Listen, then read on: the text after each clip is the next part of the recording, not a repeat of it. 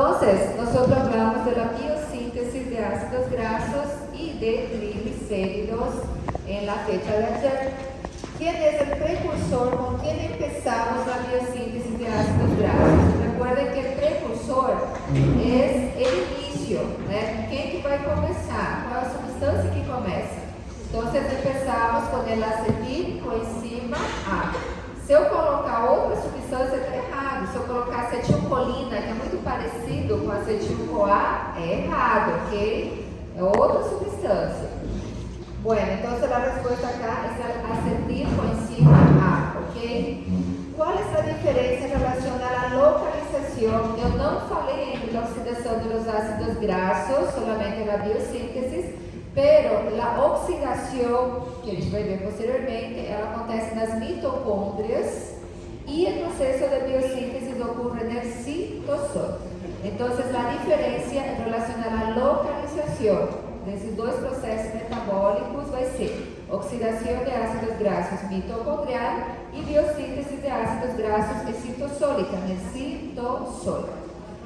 3. ¿De dónde se obtiene el acetil-CoA utilizado en la biosíntese de los ácidos grasos? Se eu pedir na prova, eu vou direcionar mais essa pergunta. Eu posso colocar assim: qual via metabólica viene el alimentador de la biosíntese de los ácidos grasos? De qual via metabólica ele vem?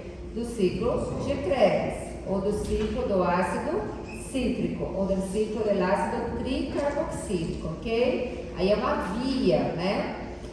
4. Describa a lançadeira de citrato. Pueden hacerlo de forma simple, no necesita poner todos los productos como está ahí. Entonces pueden dividir así, como yo puse ayer. Matriz, né? E citosol. ¿Qué encontramos en la matriz? El citrato, ¿no es? Por la lanzadera de citrato, este citrato consigue llegar acá en el citosol. Cuando llega en el citosol se encuentra con una enzima que es la ATP citrato liasa. Y ahí ¿cuál es el mecanismo de acción de la ATP citrato liasa? Degrada el citrato en acetil-CoA y oxalacetato. El acetil-CoA podrá ser utilizada en la biosíntesis de ácidos grasos y también en la biosíntesis de esteroles como el colesterol. ¿Ok? El oxalacetato va siendo metabolizado en malato. El malato forma el piruvato. Y el piruvato vuelve nuevamente a la matriz mitocondrial, tá? Esse piruvato vai formar acetil-CoA, se une com oxalacetato e de novo forma o citrato. Muy bien. 5. ¿Cuáles son los cofactores utilizados en la biosíntesis de los ácidos grasos? Como está no plural, ¿cuáles son? Tienen que poner los 5 cofactores. NADPH, ATP, manganeso, biotina y bicarbonato. ¿Ok? De los 5, el más importante es el que tiene acción reductora. ¿Quem tem ação redutora? Dos 5 cofactores. El NADPH. ¿Ok? Sim. Pode fazer as duas biosínteses. Pode fazer as duas ao mesmo tempo. Porque a gente não produz só uma molécula de acetil-CoA, que são várias moléculas de acetil-CoA. E ele com o oxalato forma o malato. Tá, não. O acetil, aqui tá. Talvez aqui o jeito que eu coloquei esteja errado. O acetil-CoA com oxalacetato forma de novo o citrato. Só que aqui eu quis dizer assim, eu vou mudar aqui. O ATP citrato liasa vai degradar. Aí ela forma acetil-CoA e forma, vamos colocar assim para não confundir, e forma oxalacetato, ok? Esse acetil-CoA vai ser o precursor dessas duas biossínteses. E aí sim, o oxalacetato, ele vai formar um malato, isso, tá? É porque da forma como eu coloquei mais, dá a entender que os dois, né? Isso aí.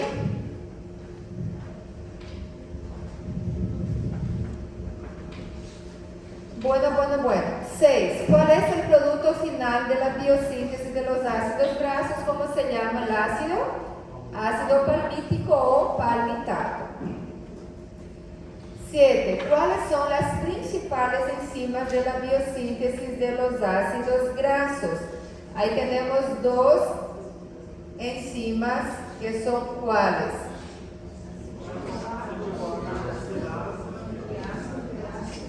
Así mismo, acetil-CoA carboxilasa y ácido graso sintasa. Son estas dos enzimas. Ok. Vamos a volver allá.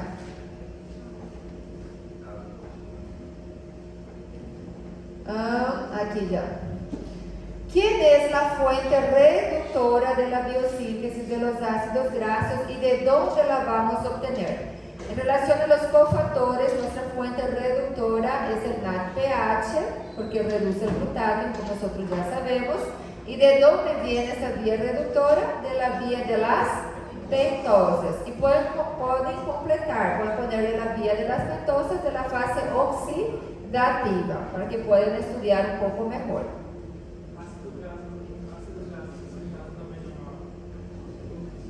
É uma enzima também. Sintasa, tudo que termina em asa é uma enzima, tá? Bueno, ahora 9. ¿Cuándo podemos decir que ocurre la síntesis de ácidos grasos? Abundancia de glucosa, exceso de carbohidrato, con el consumo excesivo de lípidos y de proteínas. Pero en síntesis, abundancia de glucosa, ¿ok? 10. ¿Cuál es la diferencia entre triglicérido y colesterol? Ambos son lípidos. La diferencia es en relación a su función. El triglicérido es un depósito de energía, es nuestro combustible energético también, ¿ok? Y el colesterol tiene varias funciones: función estructural, precursor de hormonas esteroideas, precursor de la vitamina D, precursor de los ácidos biliares. 11. Que é o que a Damara estava falando, né? Citar 3 ejemplos de lo que puede ocurrir cuando existen altos niveles de triglicéridos. ¿Cuáles son las condiciones médicas que pueden ocurrir cuando esos niveles están por arriba de lo normal? 3 por lo menos. Aterosclerose, diabetes tipo 2, enfermedades cardiovasculares, pancreatitis, síndrome metabólica, hipertensión arterial, ¿eh? Entonces 3 situaciones médicas. 12. ¿Dónde ocurre la síntesis de triglicérido y dónde este proceso es más activo? Ocurre en el retículo endoplasmático de casi todas las células y es más activo ¿dónde? Hepatócitos, y vamos a poner también el tejido adiposo, ¿ok? Bueno, K13. ¿Cómo llamamos la acumulación de triglicérido en el hígado? Esteatosis hepática. Recuerden que el acúmulo de triglicéridos en el hígado no es normal, no es una condición fisiológica y sí patológica ya. ¿Cuál es la principal función del tejido adiposo? Almacenar ¿qué tipo de lípido? Triglicérido, que es nuestro combustible energético. 15. ¿Qué son las reacciones de esterificaciones? Se ponen así, son reacciones que forman triglicérido, fica muito, né? Não é uma resposta muito agradável, digamos assim, muito curta. Pero pueden poner así, son reacciones que forman triglicéridos a través de la unión de una molécula de glicerol con 3 moléculas de ácidos grasos, ¿ok? Entonces son reacciones que forman triglicéridos a través de la unión de una molécula de glicerol con 3 moléculas de ácidos grasos. Está acabando aqui já. Mas é a pressão. Esse aqui já é a revisão da primeira parte. Bueno, vou mudar de novo as palavras, sempre mudo as palavras. Consiste en la formación del triglicérido a través de la unión de una molécula de glicerol con 3 moléculas de ácidos grasos. Depois. Quem chegou atrasado fica tudo para depois. Vamos lá. A consequência. Tudo tem consequência. Boas e ruins. Tá frio. Mas no frio a gente trabalha, no frio a gente precisa comer, precisa, né? Eu já dei muito de moto, nunca cheguei atrasada. E de bicicleta e a pé também. Peguei chuva, peguei tudo. Então eu sei bem que é isso. Assim, eu penso desse jeito. Uma ou outra vez chegar atrasada por algum outro motivo, ok. Mas sempre chegar um pouco aí é outra coisa. Vamos lá. ¿Ya agarraron el 15? Sí. Y el 16, citar 5 factores que conducen, que pueden llevar a un aumento de triglicéridos. Está colaborando para aumentar o nosso triglicerídeo. Se a gente tem o quê? Ou fazer o quê?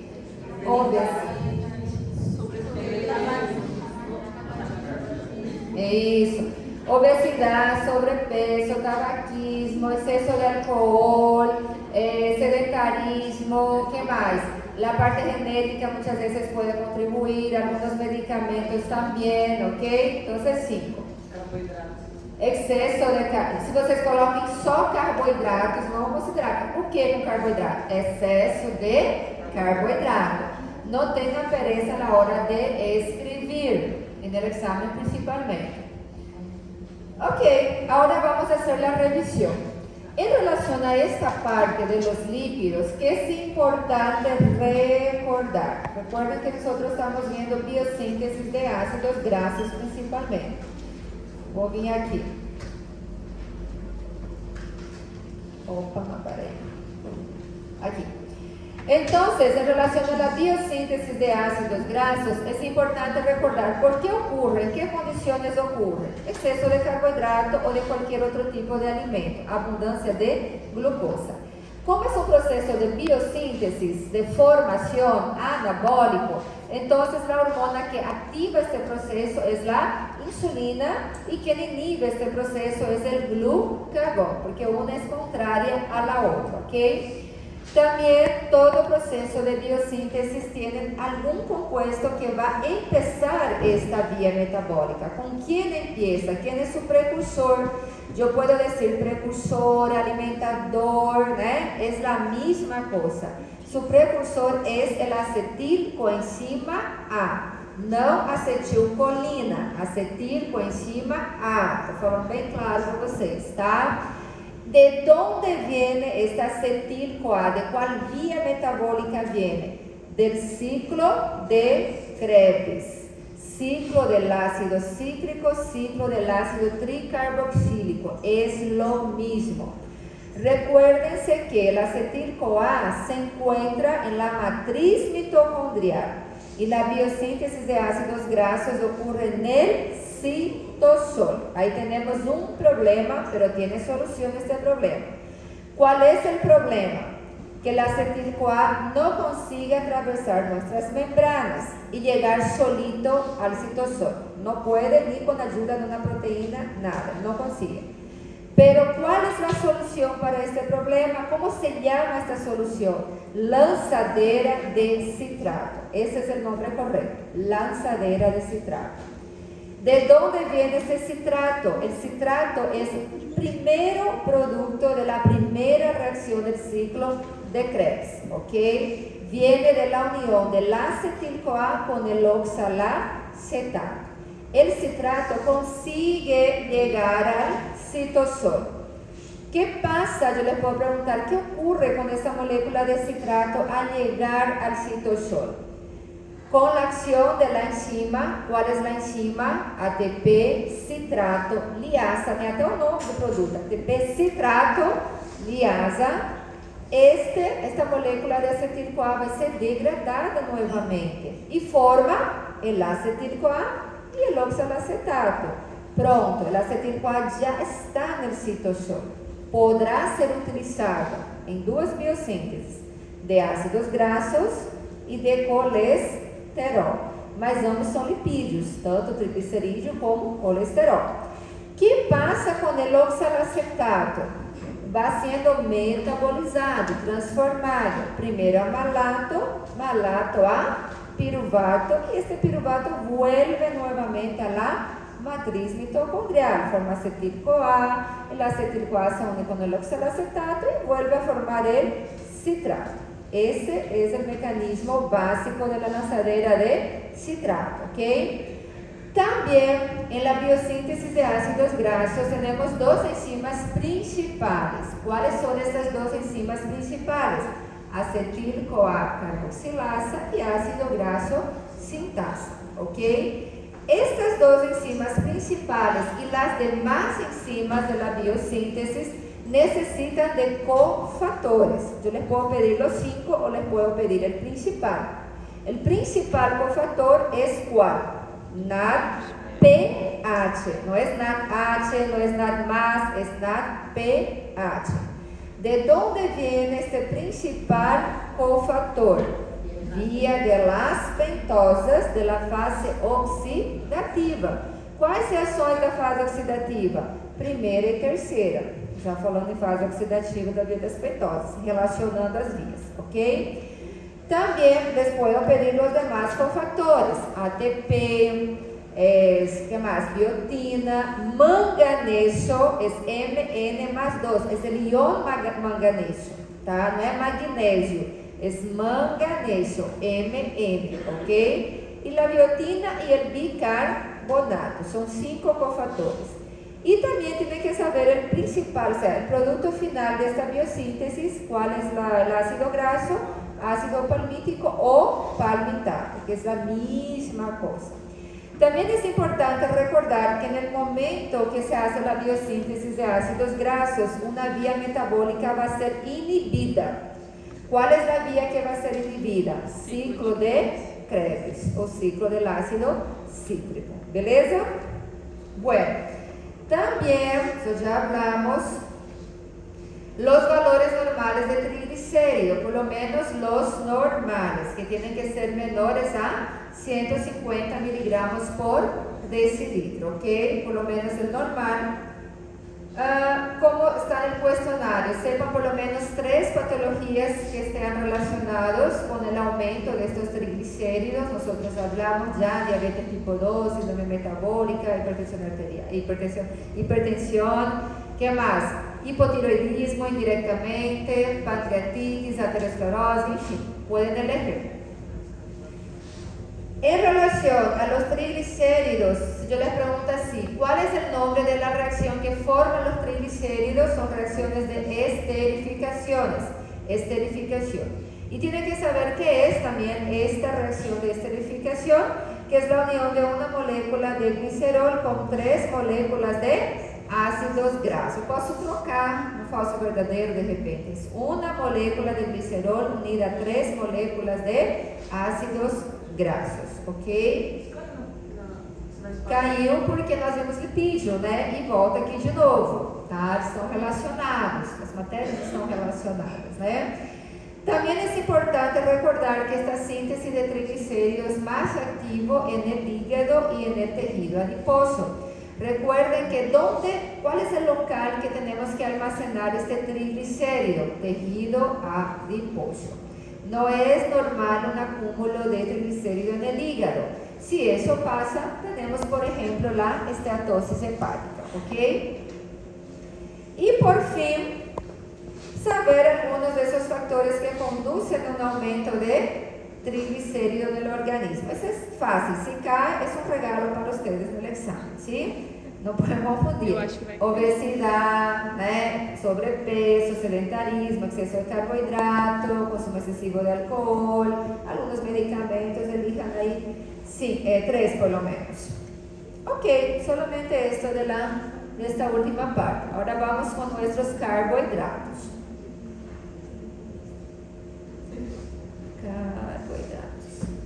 Vamos lá. Vou terminar muito cedo, acho que dá até para dar limpinhos parte 2 para vocês hoje. Estão animados, estão quietinhos, eu gosto disso. Vamos lá. Nervosismo. Carbohidratos, gente. Carbohidratos, recuerden de la digestión de los carbohidratos complejos. En la digestión de los carbohidratos complejos tenemos 3 etapas: boca, estómago, intestino delgado. La primera etapa tenemos la acción de ¿cuál enzima? Es amilasa salival, o podemos llamar de alfa amilasa, o podemos llamar de pitialina. Es la misma cosa, ¿ok? Con acción de la amilasa salival tenemos 3 productos resultantes: maltosa, maltotriosa y destrina líquida. Eso. La diferencia con la tercera etapa, que sería en el intestino delgado, es que en la tercera etapa también tenemos una amilasa, pero es la amilasa pancreática, y ahí que tenemos como resultado maltosa, maltotriosa, destrina líquida y nuestras glucosas, ¿ok? ¿Qué pasa con esta molécula de enzima, por ejemplo la amilasa salival, cuando ella llega al estómago?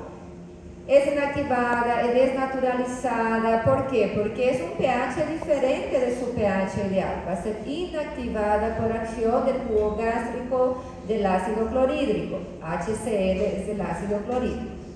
Luego, en relación a las absorciones de monosacáridos, ¿cuáles son los monosacáridos? Glucosa principalmente, galactosa y fructosa.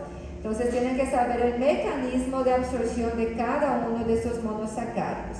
De la glucosa y de la galactosa es el mismo mecanismo, cotransporte con el ion sodio, ¿ok? Y el mecanismo de absorción de la fructosa es por difusión facilitada y depende de una proteína transportadora.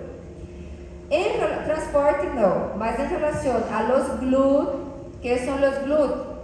Son una familia de ¿qué? De proteínas. Ellas no son carbohidratos, son proteínas que ayudan a los carbohidratos. Son una familia de proteínas que ayudan en el transporte de monosacáridos. Glucosa, galactosa e fructosa. Se eu colocar lactosa no lugar de galactosa, é errado. Então prestem atenção. Os monosacáridos, glucosa, galactosa e fructosa. Y ahí nosotros vimos GLUT 1, 2, 3, 4 y 5. No necesitan saber la localización, pero sí la acción de cada uno de ellos. Entonces, si yo le digo así, es el GLUT que es la isoforma de la insulina dependiente, que actúa como reserva en la falta de los demás GLUT, que es activo durante la práctica de ejercicio. ¿Cuál va a ser el GLUT? 4. ¿Cuál es el GLUT que trabaja en secuencia con el GLUT 1? 3. Y tiene mayor expresión en el sistema nervioso central, es el GLUT 3. ¿Cuál es el GLUT que transporta la glucosa en caso de hiperglucemia? 2. ¿Y cuál es el GLUT que transporta la fructosa? 5. ¿Y cuál es el GLUT que permite el ingreso basal de la glucosa y de la galactosa? 1. ¿Ok? Cuando yo le digo es el GLUT que transporta la glucosa en situación de hiperglucemia, hay gente que yo pongo la opción así, vamos dizer que eu coloque letra A, GLUT 1, letra B, 2, GLUT 2, letra C, GLUT 4, GLUT 5, tá? Com as 3. Aí tem alunos que marcam GLUT 4, aí que mas o GLUT 4 não é reserva dos demais, mas eu não estou falando, considerando uma situação de reserva na falta, não estou falando isso no enunciado. Então, a princípio, é o GLUT que transporta numa situação de hiperglicemia, é o GLUT 2, tá? Somente numa situação especial que vai ser o GLUT 4, mas normalmente vai ser o GLUT 2, tá? Bueno, también luego de eso, já falei disso tudo, vimos la glucólisis. ¿Qué es importante recordar de la glucólisis? La glucólisis es la primera etapa de la respiración celular. Luego la segunda es el ciclo de Krebs y la tercera es la fosforilación oxidativa. Esta primera etapa de la respiración celular, ¿dónde ocurre? ¿Cuál es su localización celular? Citosol. Recuerden que es una vía catabólica o anabólica. No podem dudar. Lisis es que catabólica, Es una ruta catabólica que consiste em quê? Na quebra, na oxidação, na degradação de quê? De la glucosa, ok? Entonces, es una ruta catabólica que consiste en la oxidación de glucosa. Esta ruta comprende ¿cuántas reacciones químicas? 10. ¿Divididas en cuántas etapas? 2 etapas. La primera etapa de la primera a la quinta reacción y la segunda etapa de sexta hasta la 10ª reacciones, ¿ok? ¿Cuál es la diferencia entre la primera, qué pasa en la primera etapa, qué pasa en la segunda etapa? Dice assim acá, primeira etapa, inversão de energia. E não me perguntem no dia da prova o que é inversão de energia. Inversão de energia é consumo de ATP, perda de ATP. Estão gravando, né? Não me perguntem no dia da prova. Vamos lá. Inversão de energia quer dizer consumo de ATP. E em quais reações ocorre este consumo de ATP? Primeira e terceira. Tá falando que tá para ficar bem para vocês na fita. Vamos lá. Gente, e na segunda etapa, se na primeira perde, na segunda o que vai acontecer? Ganha, vai recuperar a energia que foi perdida lá. E então, na segunda etapa, falamos de produção de ATP, recuperação de energia. Sepan quais são as reações de recuperação de energia, 7ª e 10ª reação. Bueno, esta vía tiene varias enzimas, son 10 enzimas, pero las 10 enzimas no son todas ellas reguladoras. Las que son reguladoras de la vía glucolítica son solamente 3, que son las enzimas que son puntos de control. Recuerden que estas enzimas catalizan qué tipo de reacciones, reversibles o irreversibles. Irreversibles. Entonces tenemos 3 reacciones reversibles. La primera, la tercera y la 10ª. Entonces las enzimas son estas, de estas reacciones. De la primera reacción, hexocinasa o quinasa, es lo mismo. De la tercera, fosfofructoquinasa o cinasa. Y de la 10ª reacción, piruvato, cinasa o quinasa, ¿ok? Yo les puedo pedir respectivamente estas enzimas. Se eu peço respectivamente, tem que ser na ordem, da enzima da primeira, da terceira e da 10ª. Se eu trocar de lugar e pedir respectivamente, está errado. Tá? Então, prestem atenção na palavra respectivamente sempre. É de acordo com a ordem que está no exercício de vocês. Bueno, que mais?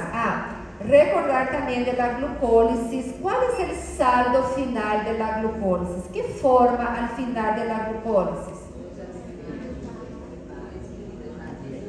Assim mesmo, 2 ATPs, 2 NADH, não é PH, 2 NADH e 2 moléculas de ácido pirúvico ou piruvato, que é a mesma coisa.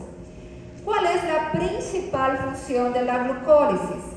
Generar moléculas de piruvato. Essa é a principal, não é a única, mas é a principal. A principal função metabólica é generar 2 moléculas de piruvato. E para onde vai esse piruvato? Depende, né? Depende de quê? De la concentração de oxígeno, ok? Si tenemos oxígeno, medio aeróbico. Entonces, ¿qué va a pasar con el piruvato? Forma quem? Acetil-CoA, que vai para o ciclo de Krebs, ok?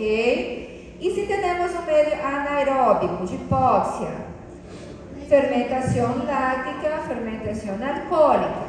Hablando de fermentação, vamos lá. As fermentações, a fermentação alcoólica, recuerden que é realizada em 2 etapas. E aí temos um produto intermediário. Qual é o produto intermediário da fermentação alcoólica? Acetaldehído, é o nome do produto intermediário. Em la fermentação láctica, qual é o saldo global da fermentação láctica? Forma 2 lactato, ácido láctico, que é a mesma coisa, forma 2 ATPs e forma 2 moléculas de NAD+. Está aqui, deixa eu mostrar para vocês lembrarem.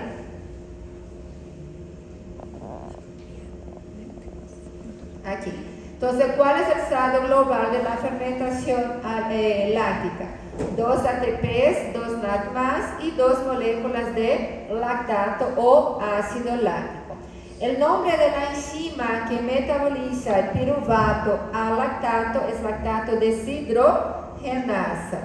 En español es ASA, lactato deshidrogenasa.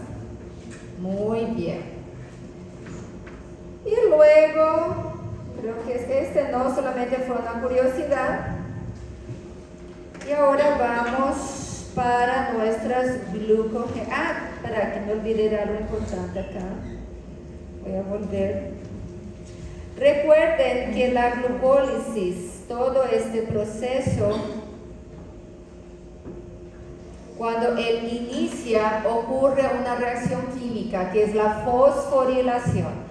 ¿Por qué es importante la fosforilación en la glucólisis? ¿Qué hace ese proceso de fosforilación? Impide, no deja que las moléculas de glucosa salgan para fuera de la célula, ¿ok? Recuerden de este nombre, fosforilación. Você sabe quando voltar lá naquele slide que fala do transporte? É um vermelhinho. Ah, tá. Ele não vou cobrar de vocês. Então, sistema sensível a hormonas. Passou já. Esse aqui. Esse. Tá, esse aqui é o mecanismo de transporte de acordo com a localização. Eu geralmente não coloco, tá? Mas isso aqui é de acordo. Se ele se localiza a nível de eritrocito, esse é o mecanismo facilitado. Se ocorre a nível de tejido adiposo, de músculo, é sensível a hormonas. E o mais comum é aquele que ocorre a nível de intestino e tejidos renales, que também é o mecanismo de cotransporte com o íon sólido, tá? Mas eu pulei porque eu não ia cobrar de vocês.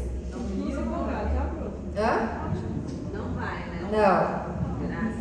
não vou cobrar. Você tá amando, né?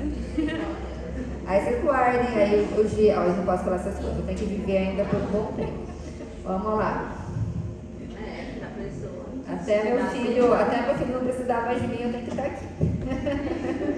A gente sempre precisa de um evangelista. Verdade. Ele queria que fosse eterno. Ah, eu também, gente. Nem vamos falar disso. Vamos lá. Vamos lá. Peraí. Ai, gente. É difícil, não é fácil não. É verdade. Se eu fosse docente, eu teria Glucogênesis, glucogenólise e gluconeogênese. Vamos lá para passar. Gente, não confundam, tá? É muito parecido. Glucogênesis, glucogenólise, gluconeogênese e glucólisis, tá? Glucólisis é a oxidação de glucosa, degradação de glucosa. Glucogênesis é formação, síntese de glucógeno, polissacarídeo. Se eu lhe pergunto assim, em que situação ocorre a formação de glucógeno, a glucogênesis?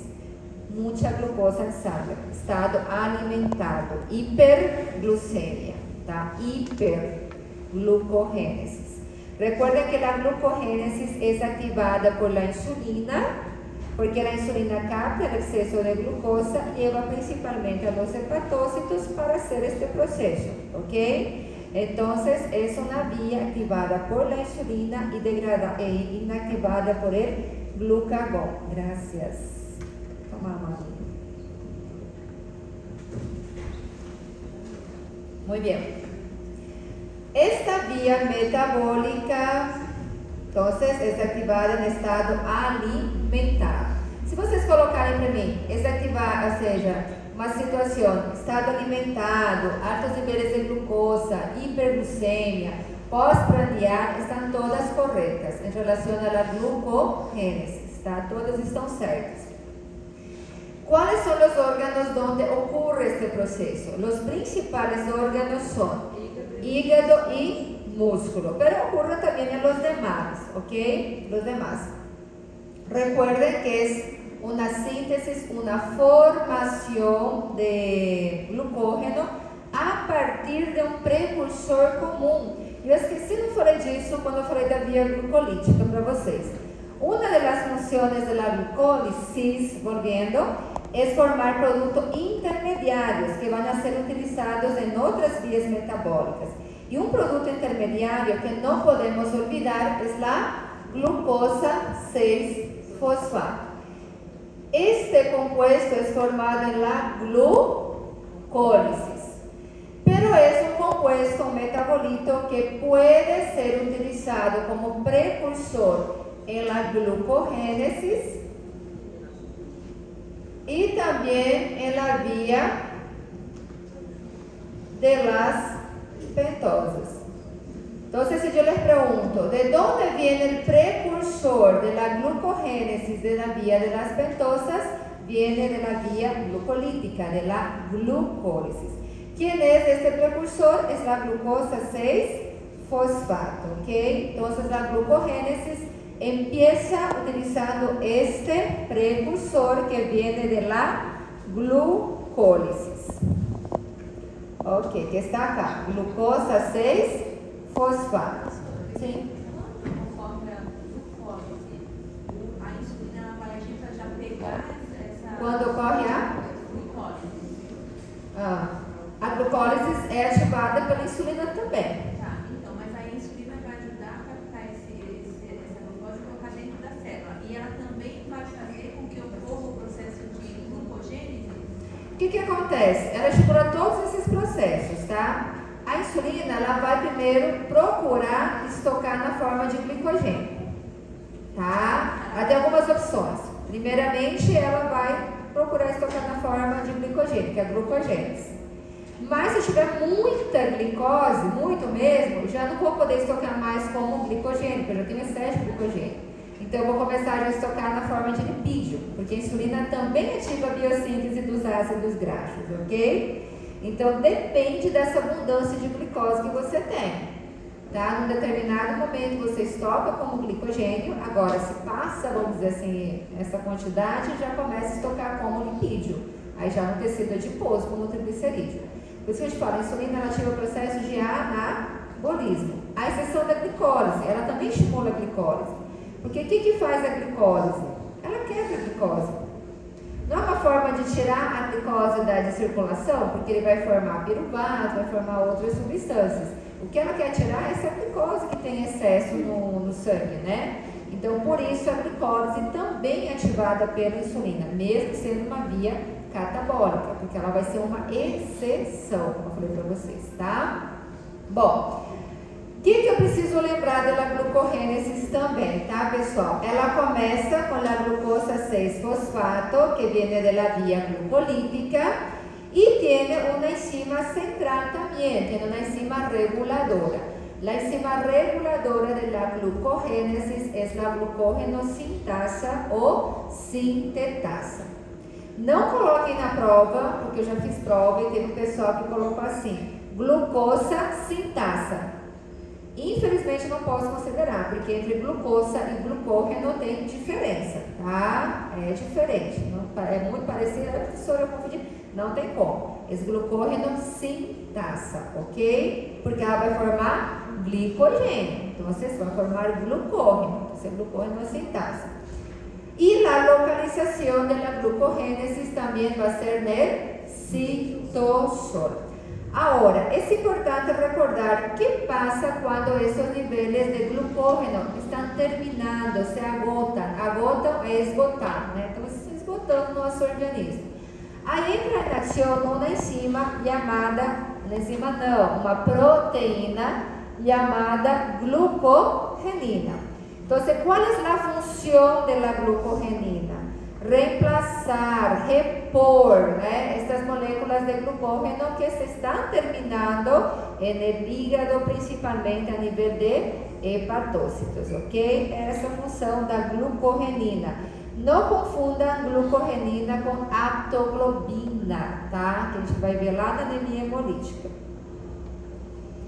Glucogenólise. Glucogenólise é contrária à glucogênesis. La glucogénesis es formación de glucógeno, la glucogenólise es degradación de glucógeno. ¿En qué situaciones ocurre? Contrario a la glucogénesis, hipoglucemia. ¿Cuáles son las situaciones que llevan a una hipoglucemia? Jejum, ayuna, ejercicio, situaciones de estrés también, cuando aumentan los niveles de cortisol, también necesitamos de más energía. Entonces, ¿cuál es el objetivo de la glucogenólisis? Ya va a ser activada cuando nosotros necesitamos de glucosa, necesitamos de energía. Para eso tenemos que degradar nuestro glucógeno. Como es un proceso que necesita ganar energía, ella va a ser activada por el glucagón y inhibida por la insulina. Acá es importante recordar también que en su vía metabólica también tenemos una enzima de control, una enzima central. En el caso también va a ser una glucógeno, pero es la glucógeno fosforilasa. Entonces, en la glucogenólisis, glucógeno fosforilasa, y en la glucogénesis, glucógeno sintetasa o sintasa. Acá la localización también es citosólica. Me gustaría que ustedes se fijen en esta enzima, la fosfoglucomutasa. La fosfoglucomutasa en la glucogenólisis es aquella enzima que irá a metabolizar, transformar la glucosa 1-fosfato en glucosa 6-fosfato nuevamente. Para eso, ella forma un compuesto intermediario en esa transformación. ¿Cómo se llama este compuesto intermediario? Glucosa 1,6-bifosfato. ¿Ok? Recuerden de este compuesto intermediario cuando la fosfoglucomutasa transforma la glucosa 1-fosfato em glucosa 6-fosfato. Na prova vocês podem utilizar a sigla, se existe a sigla realmente vocês podem, pode colocar G6P, por exemplo, G1P, não tem nenhum problema. Se existe a sigla, você não pode inventar a sigla, tá? Se não existe, coloca o nome completo. Bueno, acá no, este aqui é muito óbvio, então não. Y la neoglucogénesis. La neoglucogénesis o gluconeogénesis es nueva formación de glucosa, es la síntesis de glucosa, pero es una síntesis donde nosotros vamos a utilizar precursores que no son carbohidratos. Entonces, si yo les pregunto, citar un precursor de la neoglucogénesis, pueden poner lactato, pueden poner aminoácidos, pueden poner glicerol, que viene de los lípidos, ¿ok? Y esta vía es formación de glucosa. Como ella forma glucosa, ella va a ser activada por el glucagón, inhibida por la insulina. Lembra que o glucagón, ele quer glicose, porque é hipo, ele quer mandar mais glicose. Isso aqui está fazendo glicose. Então, é desactivado por ele. Glucagón inhibido por la insulina. Beleza? Ok. Aqui é só para vocês lembrarem, glucólisis ou glicólisis é a degradação de glucosa, ocorre no citosol, oxidação de glucosa. Gluconeogénesis é a síntese de glucosa, formação de glucosa a partir de precursores no glucídicos. Glucogenogénesis ou glucogénesis es la formación de glucógeno a partir de la glucosa 6-fosfato, que viene de la glucólisis, no está ahí, mas ya fazendo a relación. Y glucogenólisis es la degradación de glucógeno a glucosa. En la glucólisis tenemos 3 enzimas de control. En la glucogenogénesis o glucogénesis tenemos la glucógeno sintasa como enzima de control. Y en la glucogenólisis la glucógeno fosforilasa como enzima de control. ¿Ok? ¿En qué situaciones va a ser activada la insulina? Glucólisis, glucogenogénesis. ¿Y en qué situación va a ser activada el glucagón? Gluconeogénesis y glucogenólisis, nesse caso aqui, tá? Se um ativa, o outro vai inibir, tá? Qual? Quando fala que a enzima é sintasa, ela está sempre relacionada Formação. E a Fosforilasa geralmente por quebra, degrada. Eu confundi então, porque quando fala Glucógeno fosforilasa é da glucogenólisis, é quebra. ela vai quebrar. fosforilasa, quebra. E sintasa, lembra que sintasa vem de síntese, vai formar. Isso, vai formar o glicogênio. Tá? Bueno, agora vamos para a via de las pentosas fosfatadas. E sigo de cor. Professora, dá para garantir quantos por cento com essa revisão? 20? Não sei, aí depende de vocês, não posso falar isso eu, né? Depende de vocês. La vía de las pentosas fosfatasas es una vía atípica. Primero, ella es una ruta anfibólica. ¿Qué quiere decir anfibólica? Que existen tanto reacciones catabólicas y anabólicas. Es una vía que no consume, no utiliza y no forma ATP. Pero es una vía que forma ¿qué? NADPH, que es importante, y ribosa 5-fosfato. ¿Dónde ocurre esta vía? Ella es una vía paralela a la glucólisis. La glucólisis acontece en el citosol y si ella es paralela, ella también ocurre en el citosol. Si la glucólisis es activada por la insulina, esta también será activada por la insulina, porque es paralela a la glucólisis. Tem o NADPH, o NAD+, e qual? NADH. Ah, então, o NADH. O NADH, glucólisis. O NAD+, a gente vê na fermentação láctica. E o NADPH, ele é formado na via dos pentoses. Bueno, también acá recuerden que la vía de las pentosas tiene una enzima de control. Esta enzima de control es la glucosa 6-fosfato deshidrogenasa. Podemos poner la sigla G6PD. Genera, ya sabemos, ribosa 5-fosfato. Ya sabemos que ocurre en el citosol y también genera NADPH. É importante saber qual a importância tanto da ribosa 5-fosfato como do NADPH. ¿Por qué es importante la ribosa 5-fosfato? Si yo quiero sintetizar ácidos nucleicos, ADN, nuestras bases nitrogenadas, necesitamos de la ribosa 5-fosfato. ¿Por quê? Porque ela é precursora de uma síntese, que é a síntese das purinas, que eu falei para vocês anotarem, tá? Então, la síntesis de las purinas utiliza la ribosa 5-fosfato como precursor para a formação de nucleótidos para ácidos nucleicos. Essa é a principal função de la ribosa 5-fosfato. Y la formación de NADPH, ¿por qué es importante? Porque ella es utilizada como cofactor, como nós vimos, en la biosíntesis de ácidos grasos, en la biosíntesis de colesterol, en la formación de hormonas esteroideas, en la formación de aminoácidos no esenciales. Y una cosa muy importante del NADPH es que reduce el glutatio, o sea, forma el glutatio reducido. Isso é importante principalmente para nossos eritrócitos, porque evita hemólise, uma destruição prematura de nossos glóbulos rojos, ok? Então é importante o NADPH nesse sentido, isso vocês precisam lembrar. Então, a ribosa 5-fosfato é importante principalmente para a síntese de purinas, para a formação de nucleótidos, ácidos nucleicos, ADN e ARN. E indiretamente, em outras vias, ele forma ATP, forma NADH, forma FADH2 e forma coenzima A. Mas o mais importante aqui é isso aqui, o primeiro, tá? A síntese das purinas.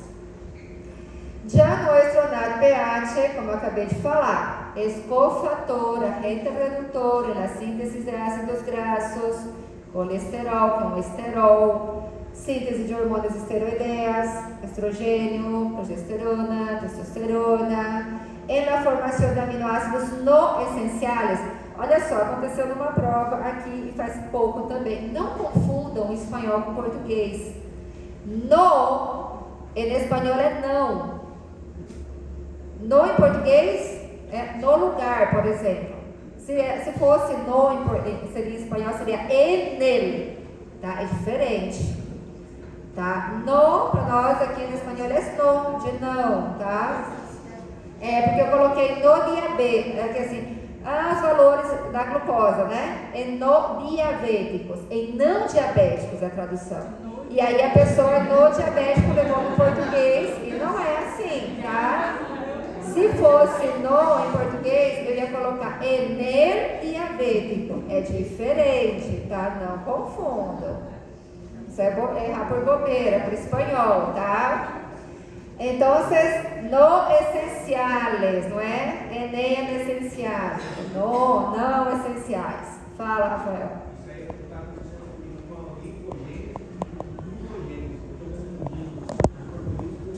É por isso, não pode, então prestem atenção, tá? Não pode marcar.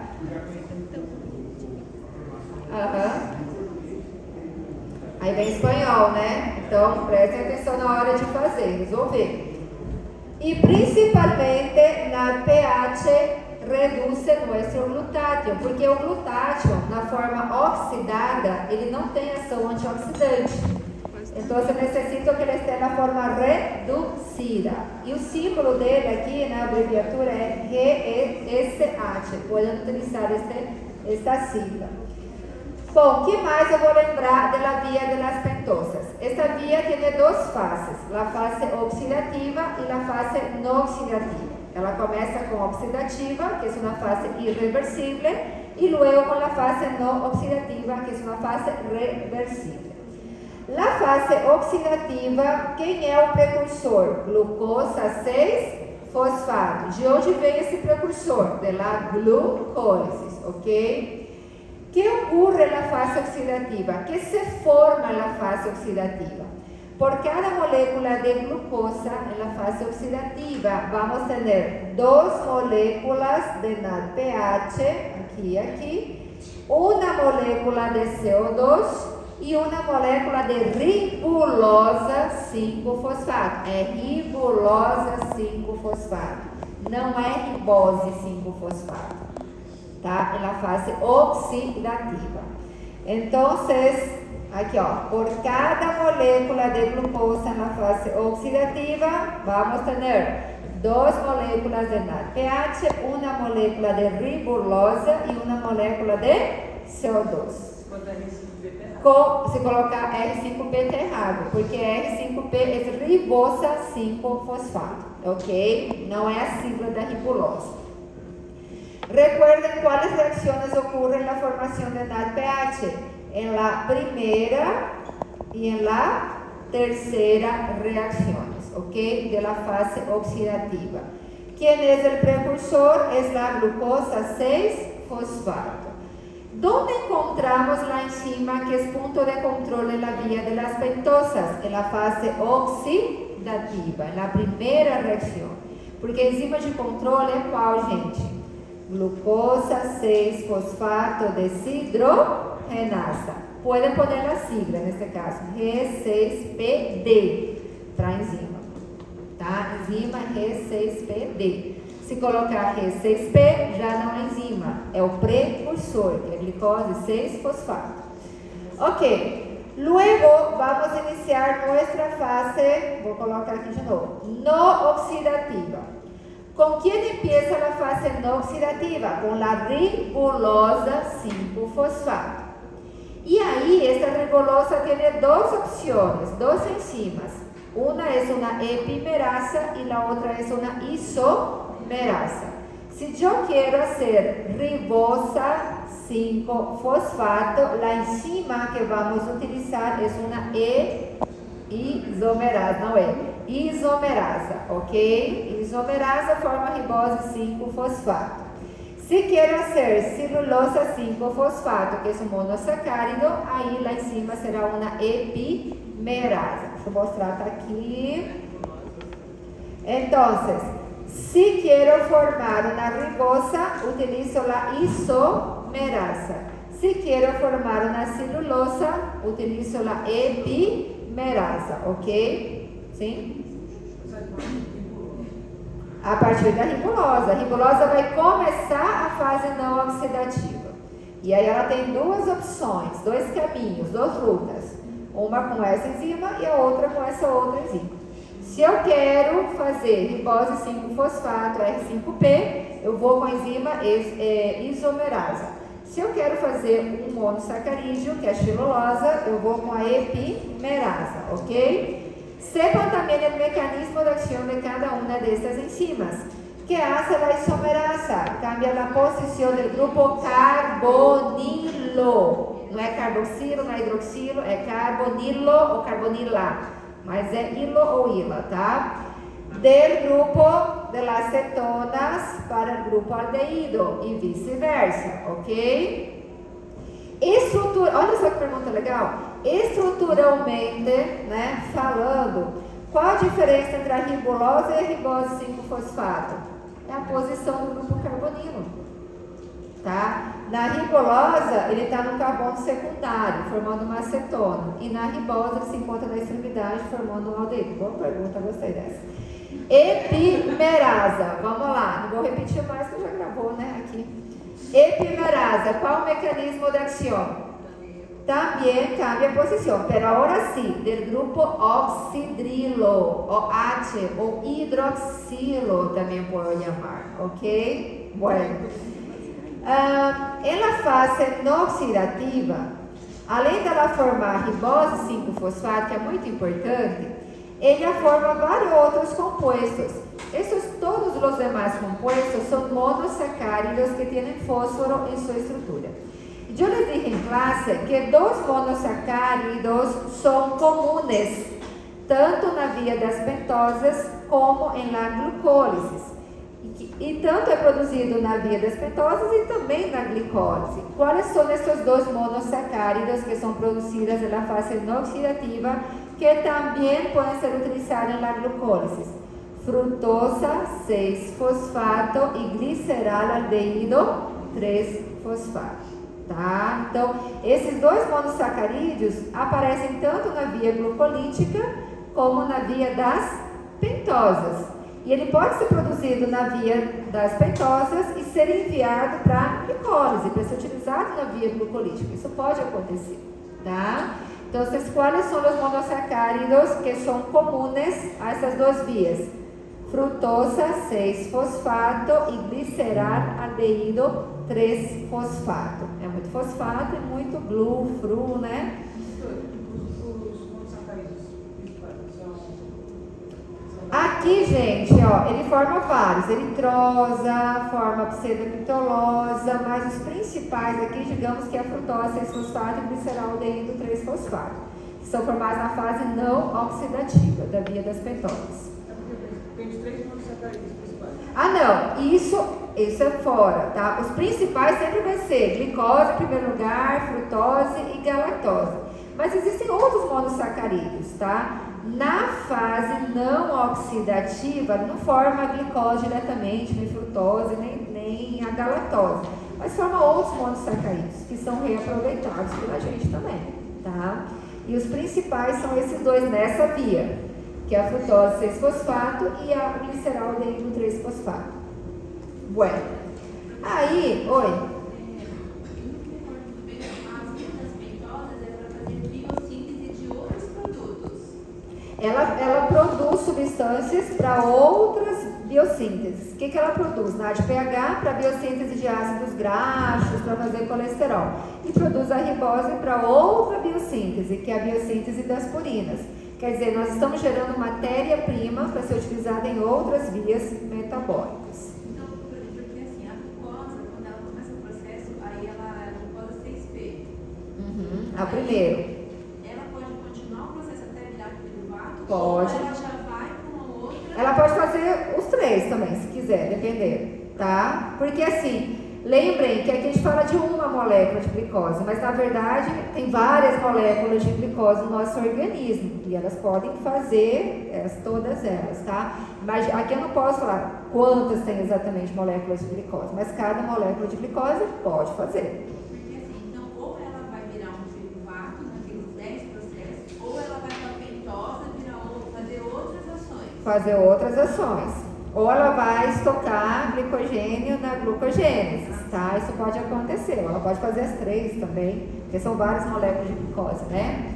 O fato é que o nosso ciclo de Krebs acontece continuamente, ele vai estar ali, porque nós precisamos de ATP, precisamos de energia para estar vivo, tá? Então a respiração celular tem que acontecer.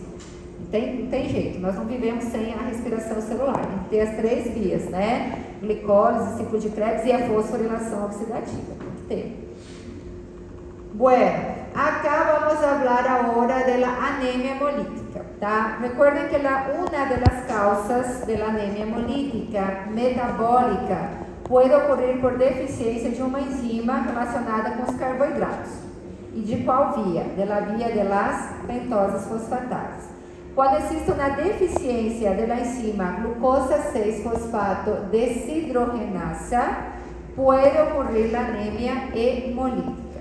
Geralmente esses pacientes eles são assintomáticos. Só vai gerar esse quadro de anemia hemolítica, essa crise hemolítica, quando eles estão sujeitos a certas situações de estresse oxidativo. E que pode levar a um estresse oxidativo, tá? Pode levar a um estresse oxidativo, situações de infecções, certos medicamentos como antimicrobianos, como el ácido acetilsalicílico, como algunos AINES, e em relação a um alimento específico. Não pode colocar na prova para mim somente alimentos, tem que colocar ABA, porque é esse alimento é que causa o estresse oxidativo. Se põem solamente alimentos de uma forma generalizada, não les vou a considerar. Então, alimento, que alimento? ABAs em espanhol e favas em português, mas tem que colocar em espanhol porque nós estamos em Paraguai. ¿Ok? Y cuando este estrés oxidativo es desencadenado por las habas, este recibe un nombre que se llama favismo. ¿Ok? Bueno, ¿qué pasa? ¿Qué tienen que recordar con esta anemia hemolítica? ¿Qué hace? ¿Qué produce? Una destrucción prematura de nuestros eritrócitos. ¿Y qué observamos ahí? Observamos en esta situación que la hemoglobina queda libre en sangre. Para compensar esta hemoglobina libre en sangre, tenemos una proteína llamada aptoglobina. Esta aptoglobina se une a la hemoglobina formando un complejo hemoglobina-aptoglobina. Pero si vamos a decir así, la cantidad de hemoglobina libre continúa aumentando, nuestros niveles de aptoglobina van reduciendo, van disminuyendo. Entonces, una de las señales también que podemos descubrir este cuadro de anemia hemolítica es a través de la reducción de la aptoglobina. Normalmente, yo les puse acá los valores de aptoglobina, están entre 25 a 190 miligramos por decilitro, ¿ok? Cuando están por debajo de estos valores, posiblemente tenemos un cuadro de anemia hemolítica acá. Otra situación también que ocurre durante la anemia hemolítica es que ella genera precipitados también de hemoglobina. Y estos precipitados quedan adheridos a la membrana celular formando lo que nosotros llamamos cuerpos de Hens, que está aquí. Son esos pontinhos más oscuros que son los precipitados de hemoglobina que se fijan acá y esto se llama cuerpo de Hens.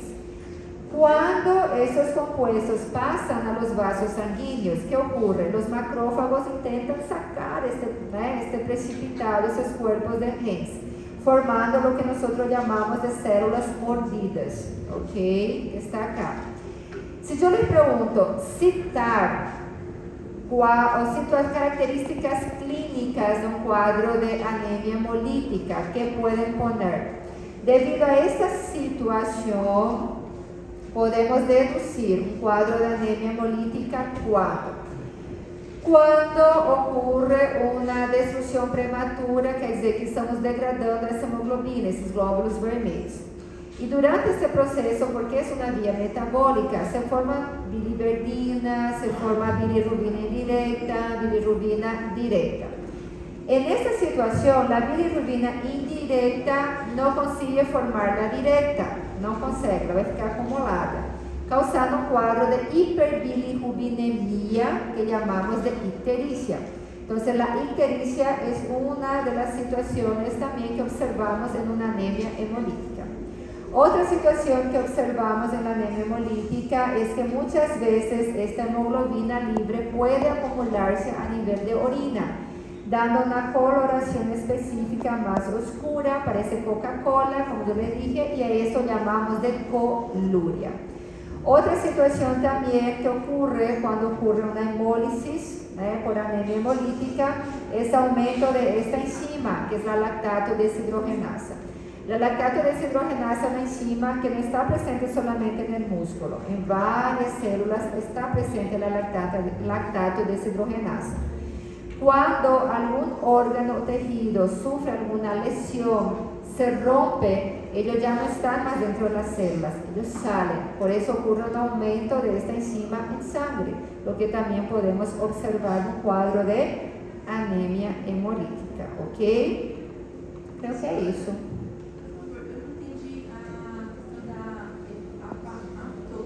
A aptoglobina é uma proteína que tenta compensar as hemoglobinas que ficam livres em sangue. Então ela vai se unir a essa hemoglobina livre, que ela, por exemplo, ela não consegue formar os glóbulos vermelhos. O que acontece? O nosso glóbulo vermelho, ele está formado por hemoglobina, né? E essa hemoglobina, ela tem um conjunto de substâncias que forma ela, né? Então, quando ela se encontra livre, ela não consegue fazer o seu processo metabólico. Ela vai ficar ali e ela vai ser eliminada através da urina. Nosso organismo não consegue filtrar ela. Ela tem uma alteração, isso. Não faz a função que ela deveria. Mas aí ela é prejudicial, porque o excesso de hemoglobina também em sangue também não é normal. Então a aptoglobina ela tenta compensar, ela vai se unir a ela e vai formar um complexo das duas juntinhas, entendeu? Porque aí ela não faz mal para o nosso organismo, digamos assim. Só que muitas vezes a quantidade de aptoglobina não é suficiente para a quantidade de hemoglobina que nós temos. E aí ela passa através da urina, ela chega até a urina, consegue. E aí nós temos o quadro de colúria. Tá? Então, quando os níveis de aptoglobina vão diminuindo no nosso organismo, opa, eu tenho hemoglobina livre em sangue, está acontecendo alguma coisa. Tem, ela existe, ó. Aqui, ó, nós temos os valores de aptoglobina, que é de 25 a 190 miligramas por decilitro. Claro, nós podemos ver isso em laboratório. Tá? Nós podemos pedir esse exame e verificar. Quando os níveis estão abaixo, quer dizer que ela está funcionando, estou esgotando, está acontecendo alguma coisa, tá? Acho que é isso, pessoal. E o ciclo de Cori, vamos lá.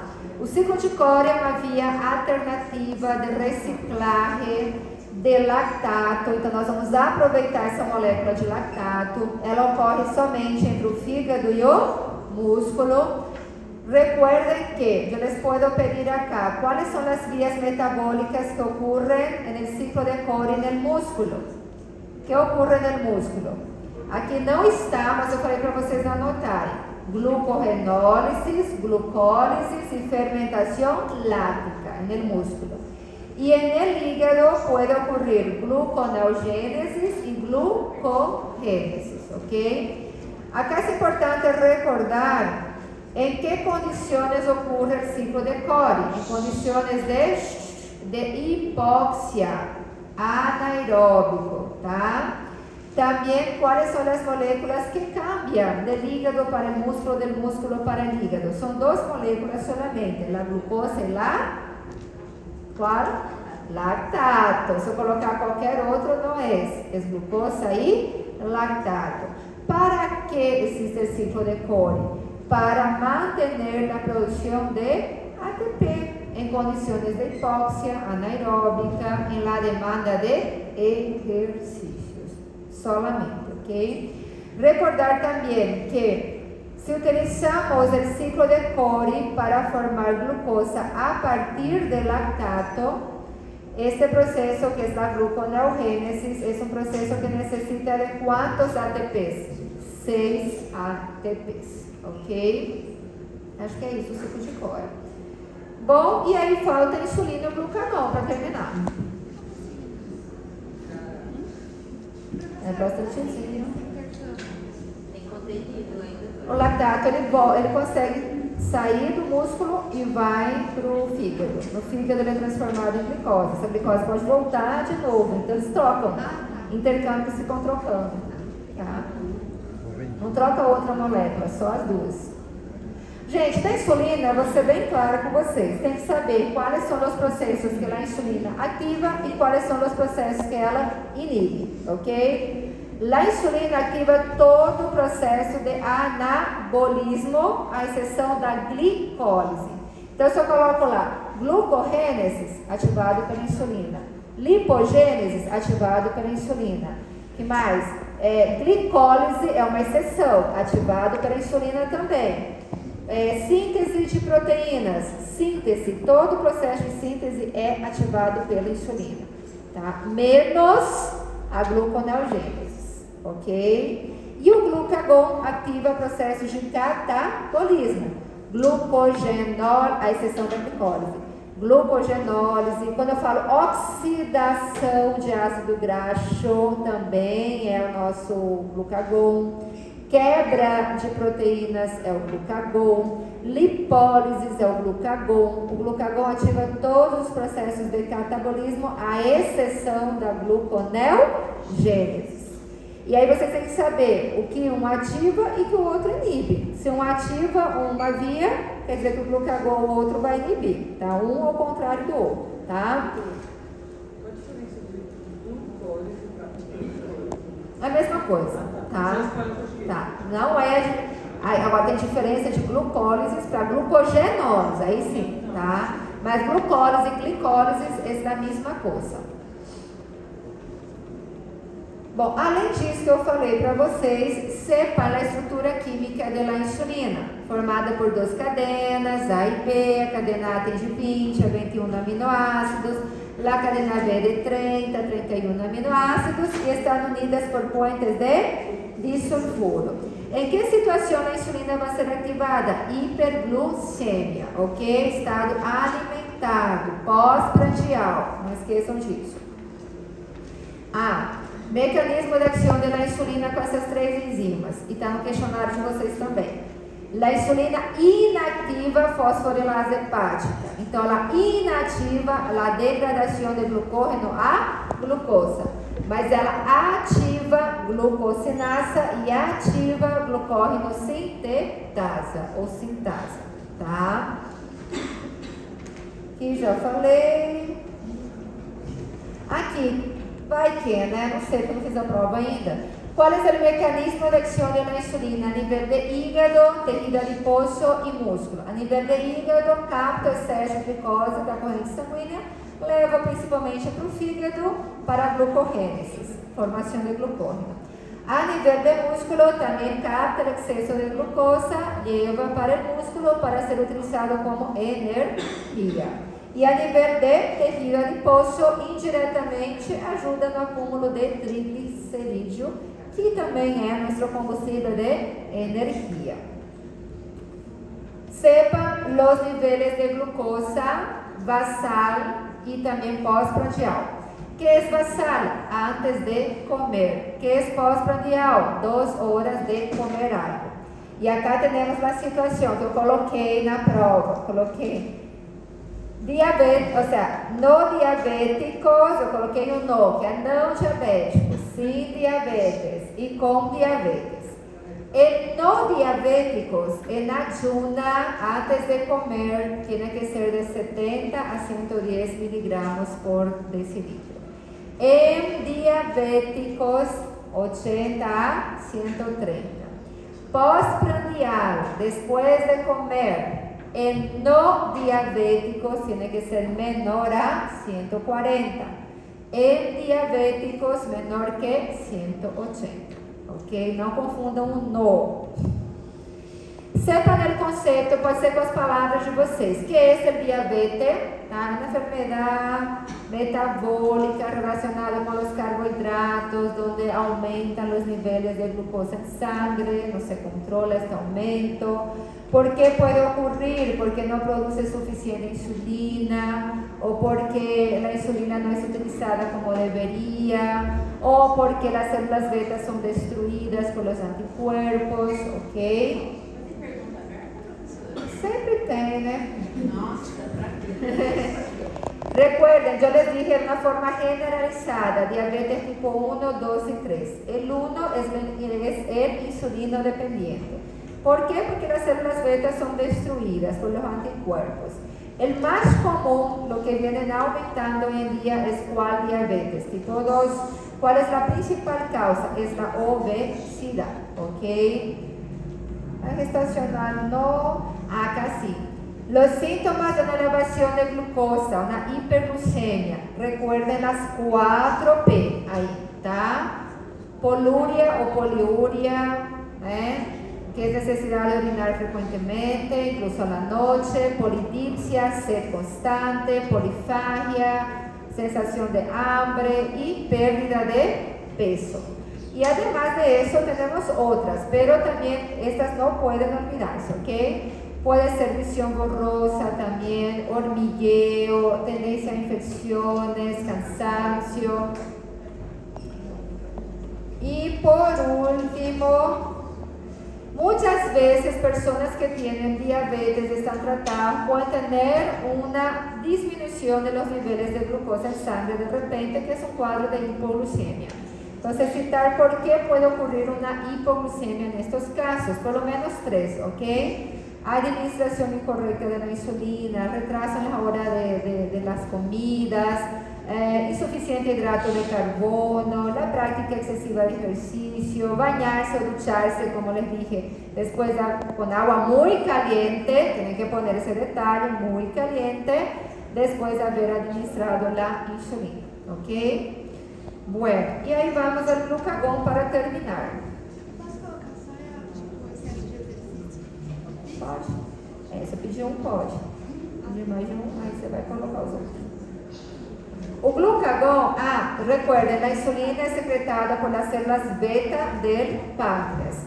El glucagón es una hormona de naturaleza proteica secretada por las células alfa del páncreas y tiene 29 aminoácidos. Así como la insulina, el glucagón también es un regulador de glucosa en sangre, pero cuando ésta se encuentra por debajo de los valores normales. ¿Cuándo va a ser activado el glucagón? En hipoglucemia.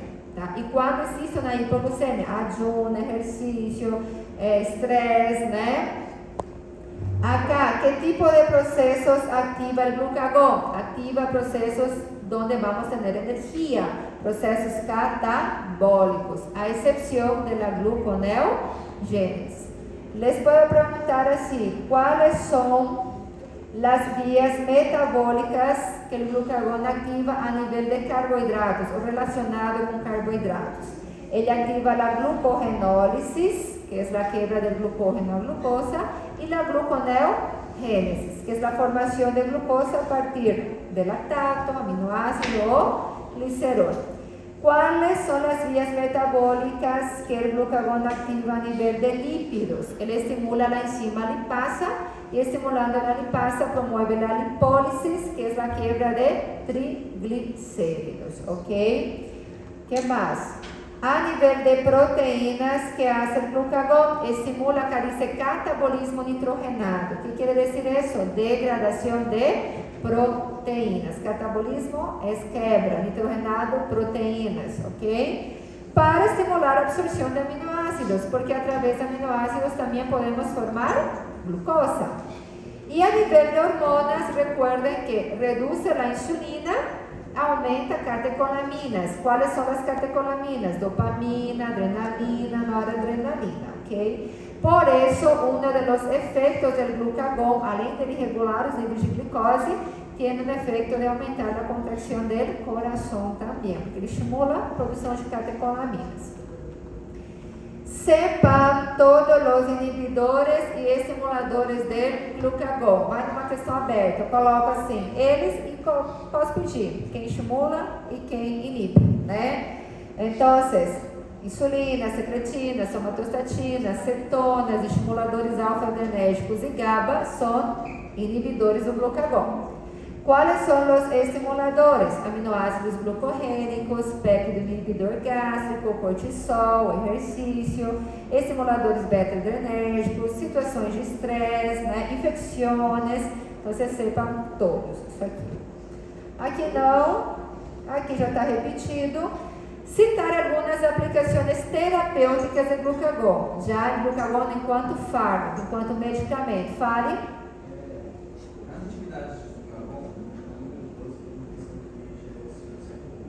Qual é a número 12? Quais são os aminoácidos que limitam a concentração com a alimentação? eles aumentam, tá? Existem alguns aminoácidos que estimulam o glucagon, não todos os aminoácidos, tá? Principalmente a glicina. A glicina já foi comprovado que é um dos aminoácidos que mais incrementam a ação do glucagon, e quando o glucagon está sendo ativado, ele também aumenta a concentração desses aminoácidos, é nesse sentido. Lembrem que ele estimula a absorção de aminoácidos para a partir deles também obter glicose. Isso é possível também, através de gluconeogênese. Tudo através de gluconeogênese, vai ser ali. Tá? Em relação a isso, a pergunta. Bueno, entonces relaciona el glucagón enquanto medicamento, como pode ser utilizado, em quais aplicações terapêuticas. Hipoglicêmico, principalmente, né? Aqui ele fala inconsciente, mas não é necessário que chegue à inconsciência, tá? Outra ação do glucagon, ele é um relaxante intestinal. Por quê? Porque ele ajuda a diminuir, digamos assim, a contração da musculatura lisa. Então, por isso ele pode ser utilizado também com esse efeito em alguns diagnósticos, né, principalmente a nível intestinal. E ele tem ação também sobre alguns problemas cardiovasculares, porque aumenta a ação das catecolaminas. Quando a pessoa tem bradicardia, então... Pode ser, mas tem outras opções. Quero dizer, tá? Indiretamente sim. Indiretamente sim, porque o óxido nítrico ele vem da arginina, que é um aminoácido também, tá? Bueno, senão saibam os valores de glucagon, tá? Normales, os valores de glucagon normales é de 50 a 100 picogramas por ml. Quando existe um aumento de glucagon no nosso organismo, tá? Isso indica algumas patologias, como a gluconomona, a pancreatites, né? A hipoglicemia, enfim. Que mais? Aqui, outros efeitos do glucagon. Então, além de ele controlar os níveis de glicose em sangue, ele tem outros efeitos bons pra gente. Quais seriam? Estimula a contração do coração, inibe a formação de triglicerídeo no fígado, ajuda a nossa lipasa, a ativação da lipasa, também estimula o aumento do fluxo sanguíneo, inibe a secreção do ácido clorídrico no nosso organismo e ajuda na secreção dos ácidos biliares, tá? São os outros efeitos do glucagon. E por fim, quando eu tenho muita glicose em sangue, é menos glucagon, mais insulina. Quando eu tenho menos glicose em sangue, é mais glucagon e menos insulina, ok? Quem falou, professora? Que medida que é essa? Picogramas por decilitro? Existem várias medidas. Tem o picograma, é por... Eu não lembro, ela é menor ainda, um pouquinho menor que 1 miligrama, isso. Tá? Tem algumas unidades que a gente utiliza o milimol, tem miligramas é o mais comum, mas tem o milimol, tem o picograma, tem o não, é picograma mesmo.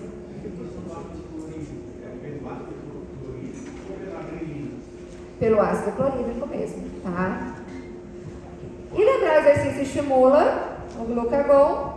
E o glucagon se ativa quando o corpo precisa de quê? De mais energia. Por isso ele estimula processos de quebra, catabolismo, à exceção da gluconeogênese. Que é isso? Muito bem. Isso, pessoal, para vocês.